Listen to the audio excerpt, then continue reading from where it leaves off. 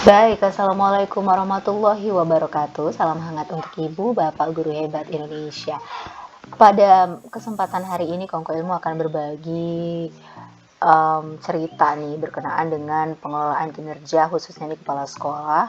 Ini saya sudah buka laman kepala sekolah. Kita khusus malam ini berbicara masalah penilaian kinerja kepala sekolah ya. Ini saya sudah masuk beranda pengelolaan PMM. Kita lakukan penilaian di sini, klik saja. Kemudian karena kita bahasnya pengumpulan dokumen, kalau penilaian guru nanti aja ya kita bahas. Kita bicara masalah pengumpulan dokumen, di mana pengumpulan dokumennya itu ada dokumen KOSP dan kehadiran kelas. Hari ini kita khusus ngobrol masalah dokumen KOSP. Kalau nanti mau diunggah, kalau ibu bapak sudah punya dokumennya silahkan diunggah, unggahnya seperti biasa. Tetapi kalau ibu bapak belum punya dokumen KOSP-nya, bisa cek panduannya nih di sini, klik aja panduan. Kemudian Bapak Ibu tulis, dicari informasi di sini KOSP itu seperti apa. Ini ada step by stepnya, ada panduan dan contoh perumusan, tapi kita ngobrol komponen-komponennya nih. Nanti saya kasih contoh seperti apa dokumen KOSP yang sudah dibuat di sekolah kami. Kemudian ini Ibu Bapak semuanya, kita ngobrol masalah komponen KOSP. Di sini ada komponen utama yang ditinjau setiap 4-5 tahun, dan juga ada komponen utama yang ditinjau setiap tahun. Untuk yang ditinjau setiap 4-5 tahun itu ada karakteristik satuan pendidikan, kekhasan pendidikan ibu bapak semuanya di sekolah itu apa, kemudian visi misi dan tujuannya seperti apa. Tetapi visi misi dan tujuan ini memang alangkah lebih baik kalau misalnya dibuat jangka pendek, jangka menengah, jangka tahunan gitu ya. Tetapi di sini juga kemarin sudah ada informasi bahwa visi misi boleh dibuat juga kalau misalnya berani untuk menargetkan 1 tahun atau per tahun itu diperbolehkan. Tapi itu tidak diwajibkan ya, karena memang ditinjau setiap 4-5 tahun bagaimanakah target visi misi dan tujuan itu tercapai. Untuk komponen utama yang ditinjau setiap tahun Ibu Bapak semua, ini ada format terbaru, pengorganisasian pembelajaran, rencana pembelajaran, pendampingan evaluasi dan pengembangan profesional, serta lampiran. Nah, sedikit berbagi Bu Bapak semuanya, dalam penyusunan dokumen KOSP di sekolah saya ini dilakukan sebelum awal tahun pelajaran itu dimulai. Jadi dulu kami melakukannya di awal bulan, itu berarti kan Juni, Julian lah. Jadi untuk apa gitu kan, fungsinya memang untuk menjadi rambu-rambu bagaimana proses pembelajaran itu berlangsung selama 1 tahun pembelajaran, tahun ajaran itu. Jadi alangkah baiknya Ibu Bapak semua membuatnya bersama tim. Maka dari itu sekolah kami ini membentuk tim pengembang kurikulum yang terdiri atas kepala sekolah, wakil-wakil beserta anggotanya, ada wakil kurikulum beserta anggota, humas beserta anggota, sarana prasarana beserta anggota, kesiswaan beserta anggota, kemudian juga ada BK untuk memang merumuskan bagaimana pembelajaran yang akan berjalan 1 tahun ke depan. Nah, ini merupakan dokumen operasional satuan pendidikan kami.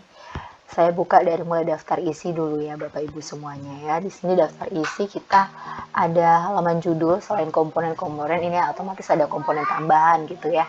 Ada lembar pengesahan, di mana lembar pengesahan itu tidak hanya disahkan oleh kepala sekolah, tetapi juga disahkan dinas juga. Kata pengantar seperti biasa, daftar isi, lampiran, tabel. Untuk bab 1 sendiri, yang tadi kan diinformasikan karakteristik satuan pendidikan itu yang utama, tetapi ada tambahannya di dokumen operasional sekolah kami. Ada dasar hukum, kebetulan kami di Aceh, itu selain dasar hukum dari pemerintah berkaitan dengan pendidikan, kami juga memiliki dasar hukum yang berkaitan dengan konun-konun Aceh yang berkaitan juga dengan pendidikan. Itu kami cantumkan. Kemudian ada prinsip penyusunan KOSP sendiri di sekolah kami seperti apa, kemudian tujuan penyusunan KOSP ini seperti apa. Dan perlu diingat lagi, alangkah lebih baik kalau KOSP ini dibuat sebelum masuk kegiatan pembelajaran di awal tahun pembelajaran. Dan itu membahas 1 tahun kegiatan pembelajaran secara penuh gitu ya Ibu Bapak semuanya. Kemudian komponen selanjutnya ada visi misi tujuan satuan pendidikan. Visinya seperti apa, misinya seperti apa, tujuan, dan kebetulan tahun ini kami menambahkan adanya moto, tapi ini di sini tidak ditambahkan ya, tetapi tidak apa-apa. Nah, visi misi tujuan dan moto ini Ibu Bapak semuanya kami memang membahasnya secara bersama melihat apa saja harapan yang kita inginkan terhadap anak-anak kami bisa tercapai gitu kan. Kemudian bab 3 berkenaan dengan pengorganisasian pembelajaran. Ini kami ada membaginya, mengorganisasikan pembelajaran menjadi pembelajaran intrakurikuler, kokurikuler, ekstrakurikuler, dan bimbingan konseling.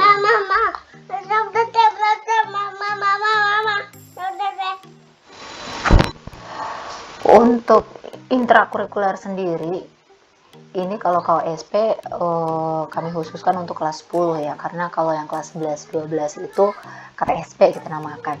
Untuk intrakurikuler kelas 10 sendiri ini ada pengorganisasian pembelajaran fase E, struktur kurikulumnya bagaimana, beban belajarnya bagaimana, kemudian kita juga ada memprogramkan kegiatan literasi, muloknya seperti apa saja, dan program pengayaan remedialnya itu bagaimana di organisasi pada kegiatan di intrakurikuler.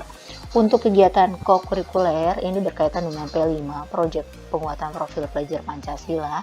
Sebelumnya di sini juga kami membuat tim fasilitator dan koordinator proyek.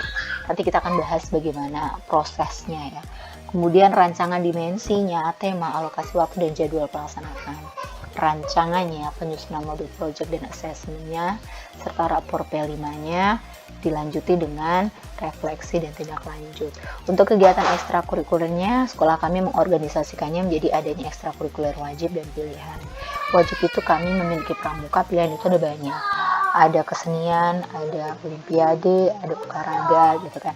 Kalau bimbingan konseling, seperti apa pengorganisasiannya gitu kan. Pasti beda-beda di setiap sekolah kan Ibu Bapak. Kemudian komponen selanjutnya yakni rencana pembelajaran. Rencana pembelajaran di sekolah kami, karena ini khusus KWSP kami buat khusus untuk kelas 10, makanya ini berkaitan dengan komponen yang ada di modul nih, kurang lebihnya beberapa di antaranya. Ada capaian pembelajarannya, ada alur tujuan pembelajarannya, kemudian ada peraturan akademiknya, asesmen, pengolahan nilai rapor, kriteria kenaikan kelas. Kalender pendidikan di sini menginformasikan kegiatan pembelajarannya aktif maupun yang tidak aktif gitu kan. Ini berkaitan dengan jadwal-jadwal gitu. Kemudian komponen selanjutnya adalah pendampingan, evaluasi, dan pengembangan profesional. Ini juga berkaitan dengan bagaimana merefleksi dan menindaklanjuti proses pembelajaran yang ada di kelas. Ini biasanya sekolah ini membentuk juga nantinya tim penilaian kinerja guru. Yang biasanya ini dilakukan oleh kepala sekolah, kemudian wakil kurikulum, kemudian dipilih juga ada guru senior 1. Jadi kepala sekolah dibantu oleh guru-guru gitu. Itu ada SK juga. Nanti biasanya kita di coaching, kemudian di mentoring sebagai bentuk pengembangan profesional demi meningkatkan proses pembelajaran di kelas Ibu Bapak semuanya. Nah, baru nih ada komponen lampiran. Ini beda-beda tiap sekolah ini berkenaan tergantung nih kepala sekolahnya seperti apa kebijakannya, lampirannya mau diisi apa saja. Kalau kami ada kalender dari dinas, kalender yang kami juga buat sendiri khusus untuk operasional di sekolah. Kemudian kami juga meng-print banyak gitu capaian pembelajaran, alur dan tujuan pembelajaran, modul ajar, modul project. Tapi kalau modul ajar, modul project itu tidak semuanya, kami hanya ambil beberapa sampel aja. Kemudian SK penetapan kurikulum. SK TPK ini adalah SK yang biasanya awal dibuat sebelum tahun ajaran baru. SK KKTP, SK BKM, ada SK Gerakan Literasi Sekolah, SK Bereh Bersahaja, SK Beban Guru, SK Supervisi. Ini berkenaan dengan penilaian kinerja untuk pendampingan evaluasi pembelajaran. Kemudian ada SK Tim Fasilitator Proyek juga sudah dibuat di sini. SK Penunjukan Koordinator Ekstrakurikuler. Ada berita acara, daftar hadir, foto, jangan lupa. Kemudian ada informasi peserta didik. Kemudian contoh rapotnya, kalau contoh rapot yang nasional itu ada di Dapodik.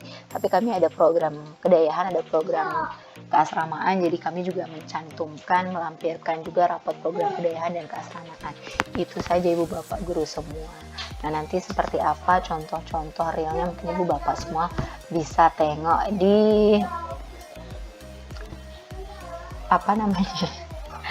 di mesin pencari online. Banyak ibu bapak semua. Semangat ibu bapak semua. Demikian, semoga membantu. Assalamualaikum warahmatullahi wabarakatuh.